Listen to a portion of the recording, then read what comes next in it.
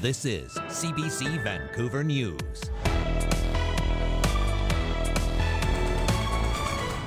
Been working to make sure we're delivering dental care to Canadians. This plan will bring home a country that works for the people who do the work. I'm fighting for you, and I want to be your Prime Minister. What federal political parties are promising ahead of an expected snap election call Sunday. And sorry, I know it's going to hurt. I know it's going to hurt all of us. Neighborly love. Dozens of people from Canada and the U.S. rally for unity amid rising political tensions between the two countries. Also, a lot less of the drug dealers, a lot less of the people that I normally see buying stuff from, especially stolen goods. some business owners on the downtown east side say a new crime task force is helping keep the streets safer, but is a long-term solution. Hello, thanks for joining us. I'm Janella Hamilton. Tomorrow, Prime Minister Mark Carney will ask the Governor-General to dissolve Parliament, triggering a federal election campaign with the vote date on April 28th. And on the eve of that expected election call, the Liberal government announcing an expansion of their dental care plan. Olivia Stevanovic has the details. Over the course of the next 5 weeks of the federal election campaign, which is expected to kick off tomorrow, you can expect to hear a lot from the Liberals about their promise to expand dental care. This is something that up to 5 million Canadians have been waiting for since the program's inception. These are Canadians aged between 18 and 64 who make less than $90,000 per year. They are ineligible to access this program. And starting in May, the federal government promises that these Canadians will be able to start applying for coverage and then start receiving services as early as June. That is after the spring election. And Health Minister Kamal Khera, who made this announcement, was asked why the Liberals waited until the last possible moment to make this change. We have been working to make sure we're delivering dental care to Canadians that need dental care and cannot afford dental care.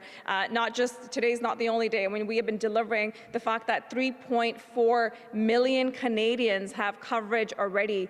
Some of the most vulnerable seniors or children under the age of 18 or persons with disabilities. And we always knew this was going to be a phased out approach. It's not clear whether this plan to expand dental care or the program itself will survive past the spring election. The Liberals are trying to corner the Conservatives after the Tories voted against dental care in Parliament after the Tories were concerned that the cost of this social program could add to inflation. The Liberals are also trying to eat the NDP's lunch by taking progressive votes away from New Democrats. This is something that NDP leader Jagmeet Singh reacted to. Singh is trying to take credit for the Liberals' program because it was the NDP that pushed the Liberals to introduce dental care. Singh says he is the only political leader who can guarantee the survival of this program after Carney said that he plans to balance the government's operating budget within 3 years. That is the budget that controls government programs, and Singh is warning of cuts, even though Carney has said himself that he plans to keep dental care in place and this expansion. But Singh is also warning against Conservative cuts, as it isn't clear the Conservative leader Pierre Poilievre will keep this program in place or end coverage for millions of Canadians. Olivia Stevanovic, CBC News, Ottawa.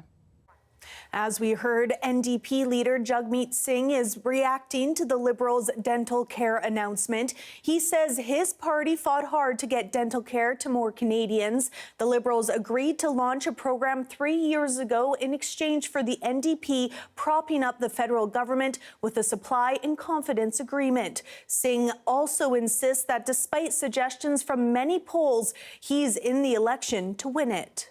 I'm fighting to be the Prime Minister of this country that's going to put working people first, that's going to put families first, that's not in it for billionaires, that's not in it for millionaires, that's in it for everyday folks that dream of being able to live a good life, having one job that pays the bills, being able to find a home they can call their own, being able to retire with a decent pension. I'm fighting for you, and I want to be your Prime Minister. This plan will bring home a country that works for the people who do the work. Pierre Poilievre was in campaign mode as well, courting votes from Labour. Under the title Boots, Not Suits, Poilievre promised money for trade apprenticeships and union training facilities, quicker employment insurance for workers being trained, and harmonizing interprovincial regulations.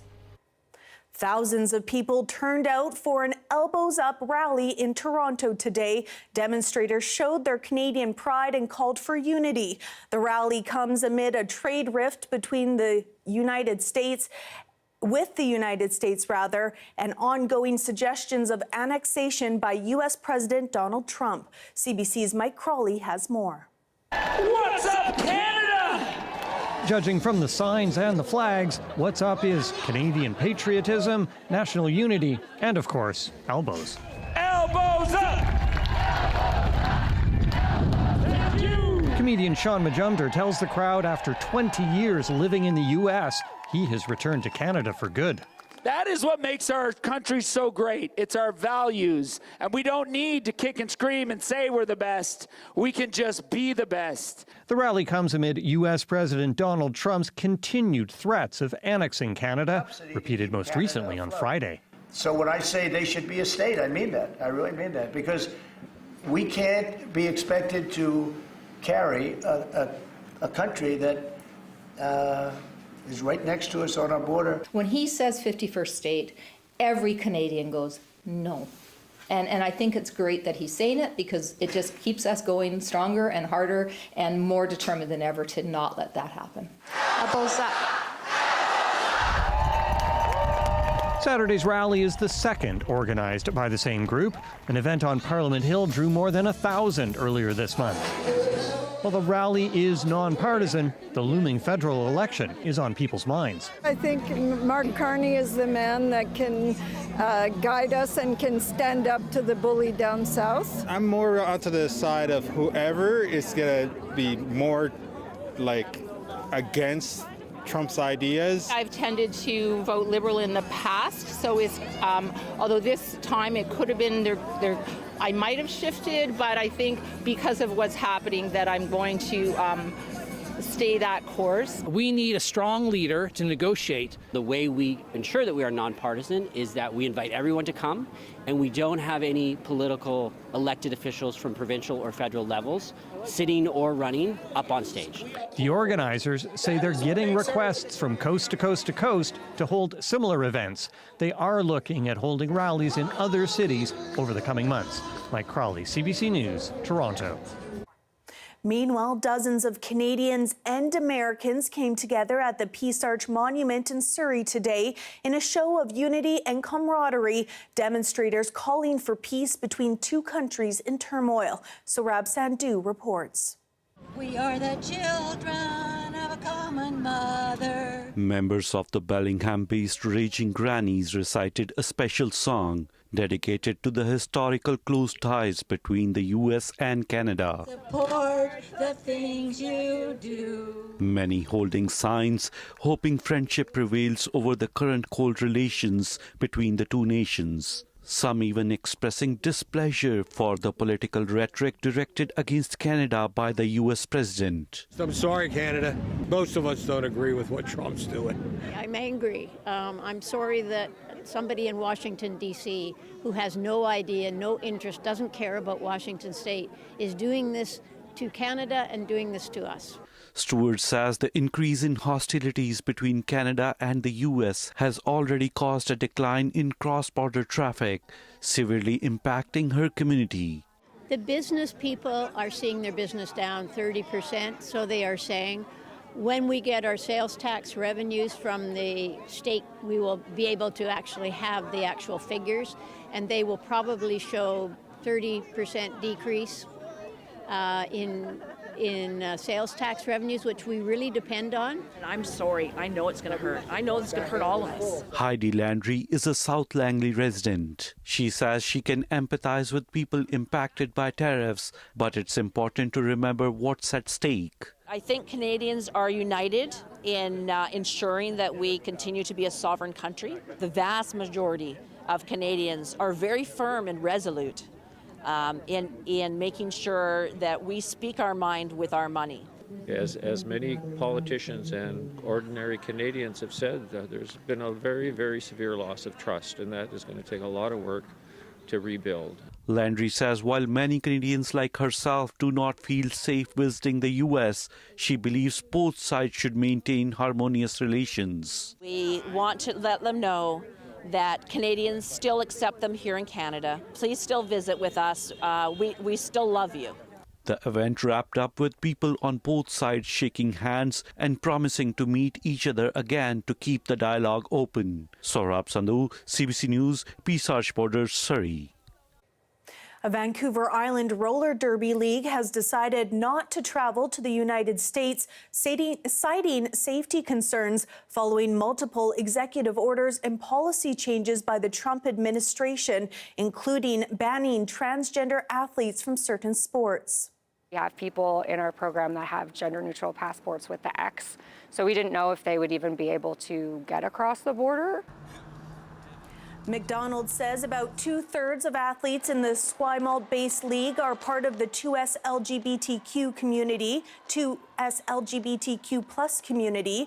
The league says it plays 1/3 of their games in the United States. Some business owners in the downtown east side say a new dedicated Vancouver Police task force appears to be helping reduce street crime and disorder. As Leanne Yu reports, it comes as the VPD touts early success of its task force barrage. Through a gate, a buzzer, an elevator, and a doorway, Linda Lai's nail studio now sits 4 floors above street level. She moved here a year ago, after her former storefront on Abbott Street was vandalized multiple times and her employees harassed constantly. She says it made her business uninsurable. We got broken into 4 times within a 6-month span. We probably called the police like over 100 times. Belai says lately, street disorder in parts of the downtown east side seems to be less prevalent. That used to be very chaotic, but in the last few weeks, I've noticed that it's been pretty clean. It comes as Vancouver police tout early success of its task force barrage, an initiative aimed at restoring safety in the area. VPD says in the first 5 weeks of the task force's operations, police have seized several weapons and say violent crime is down. We have seized 197 weapons, including 13 of those being guns. The number of assaults decreased from 4 per day to 3 per day compared to the previous 4 weeks, as well as assault with weapons decreased by 30% compared to the previous month. The co-owner of this cafe says he's noticed a difference, with more officers now patrolling the area. There's a lot less of the drug dealers, a lot less of the people that I normally see buying stuff from, especially stolen goods. But Ueda worries it's a band-aid solution. It is a bit of security theater. It's not going to be a solution. One local business improvement association agrees. The executive director says they are still receiving complaints from business owners from different areas of the downtown east side. And in the long term, what's needed is more mental health supports and housing. We're not coordinating efforts around mental health and outreach sort of things, and that's really the root cause here. And so unless we're putting the same amount of resources over there to actually respond in that sense, we're just merely kind of moving people around, and it's a bit of a whack-a-mole sort of game, which I think is not helpful for anyone in the community. Vancouver police say Task Force Barrage will be around for at least 6 months before re-evaluating, with officers continuing to focus on downtown eastside crime.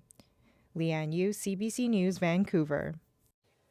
Vancouver's first homicide of the year has been reported at the city's Crab Park, where police say a man was found dead just before 8:30 this morning.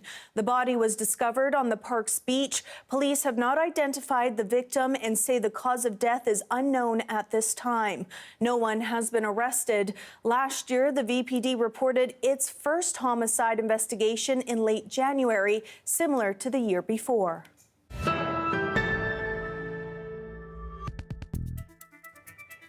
Nanaimo hosted its first ever all-female tackle football game today. I hope this girls team and this little couple program, the program we're running right now, can turn into something big so more girls can come experience and play, because I think it's a great sport and I think girls should play it more. The U15 Vancouver Island Steelers faced off against the Langley Wildcats, the only other all-female team in BC. The Langley Wildcats won the game and the series 2-0. Curlers in Kamloops are marking a bittersweet celebration. The North Shore Curling Club is closing its doors after 6 decades. One last bonspiel is planned for this weekend. Shelley Joyce has more. Kamloops and curling go way back. This club at MacArthur Island Sportsplex has been a mainstay on the North Shore for almost 60 years. This is the Tuesday-Thursday Mixed Seniors League, and I've been involved in it for 25 years. On the last weekend of March, the club will close its doors, but not before one last bonspiel. 36 teams are signed up to compete. It's been coming for a long time. Kamloops is not a big enough community to support 2 curling clubs. Not everyone is pleased with the city's decision to end the club's 5-year lease 2 years early. Of course I'm sad about it. Yeah, I hate to see this happening to our curling club. It's not one of the happier moments in my life, to tell you the truth. This space in the future? Hockey maybe? Figure skating? But these senior curlers will have to go downtown to throw their rocks from here on. The big complex won't be built for 5 years. And by the time they build it and it's ready to be used, we'll be too old to curl. Randy Nelson is the director of the Kamloops Curling Club. This is what is now the Club Championship Trophy. And on here it says Kamloops Grand Challenge Cup. And he's excited about moving the sport forward into a world-class facility sometime in the future. We're going to do what we can to accommodate everybody, and the goal will be looking forward to a new facility when that happens here in Kamloops. Andrew McDermott has been making ice here for the past 10 years. He's not sure where he'll end up next. Working in curling, it's just a really positive environment, and I feel like it's a job where I was very appreciated. But he'll remember this place and these people with fondness. Shelley Joyce, CBC News, Kamloops.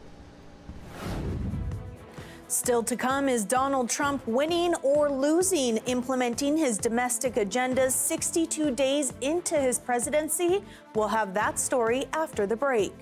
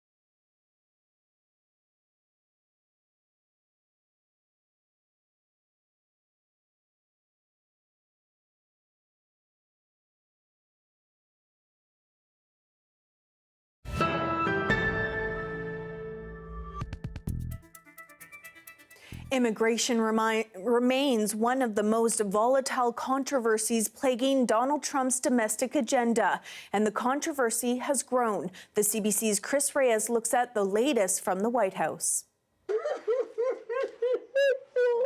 In a town in Venezuela, weeping family members are pleading with the Trump administration to reconsider their loved ones' deportation. What they're doing with these boys is unfair, said one mother, who claims her son, who was deported from the U.S. along with more than 200 others, is not a gang member. The Trump administration invoked an 18th century law, the Alien Enemies Act, to justify the deportations earlier this month, claiming those rounded up and sent to El Salvador were all members of the Venezuelan gang Tren de Aragua. A court order has challenged the expulsions. So the president took his authority through executive action, and we invoked the Alien Enemies Act. It's the right thing to do. TDA is an enemy of the United States, just by the mere fact of what they did when they got here. Since taking office, President Trump has used national security to justify his hard line on illegal immigration. On Friday, another announcement for possibly even more deportations. The Department of Homeland Security announced that it will revoke the legal status of more than 500,000 migrants from Cuba, Haiti, Nicaragua, and Venezuela. According to a memo from the DHS, they will lose their legal status by late April. The migrants came to the U.S. with financial sponsors and were given 2-year permits to live and work in the country under the Biden administration. We won the popular vote, we won everything.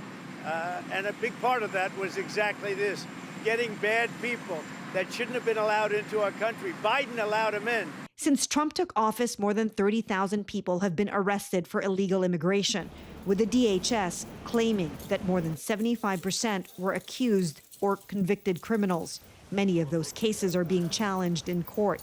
Lawyers like Lindsay Tozolowski, who says her Venezuelan client disappeared with no trace from the U.S., is demanding transparency and due process. There is no removal order that has been signed by a judge, and to this moment, ICE has not given us any documentation of the circumstances under which our client was removed, and they have told us they will not facilitate communication with our client at this time. President Trump is not yielding, insisting he's acting on a strong mandate from the American people. Chris Reyes, CBC News, New York. Pope Francis will be discharged from the hospital tomorrow, 5 weeks after being admitted. Well-wishers have been leaving cards outside for most of his stay. Before he leaves, Francis will perform a blessing and a greeting from his hospital room window. That will happen around noon, the time Francis would normally offer his weekly prayer at St. Peter's Square.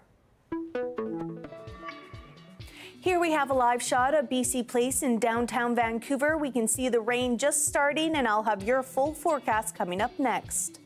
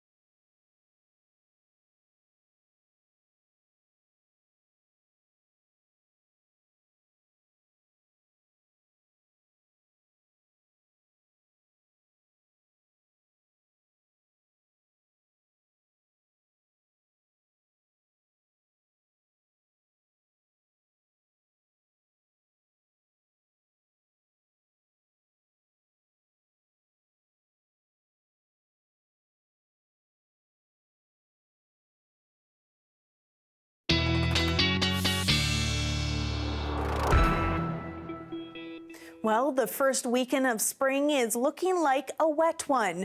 Environment Canada has issued a rainfall warning for parts of Metro Vancouver and the Sunshine Coast, with up to 110 millimeters of rain expected to fall in the region starting tonight. The warning covers the northern and eastern sections of Metro Vancouver, as well as the Sunshine Coast and the Fraser Valley, including Abbotsford. Rainfall is expected to begin overnight tonight and continue into Monday afternoon. All right, let's take a look now to see how long that rain will be around. As we mentioned, heavy rain tonight. We can see a quick look at the current temperatures around the province right now. A lot of precipitation across the board. Bella Coola sitting around 0 with a lot of rain. Snowier in Williams Lake, similar temperatures, and on the island 5 in both Tofino and Victoria with a lot of that heavy rain overnight. Heading into tomorrow, sunshine and a mix of sun and clouds, and a high of 7 for Fort St. John, 6 in Kelowna with some rain, and on the island a bit warmer with 11 in Tofino and Victoria, and again a lot of that rain. Heading into our 5-day forecast, we are going to see that rain pick up overnight. It's going to get a bit heavier, and then that's going to come with some wind. And heading into tomorrow, it'll be sticking around for most of our tomorrow. That rain periods will continue for the rest of the week. That is your late news for this Saturday, March 22nd. Thanks so much for joining us tonight. To keep up to date with all the latest news, visit our website at cbc.ca/bc. We'll see you tomorrow.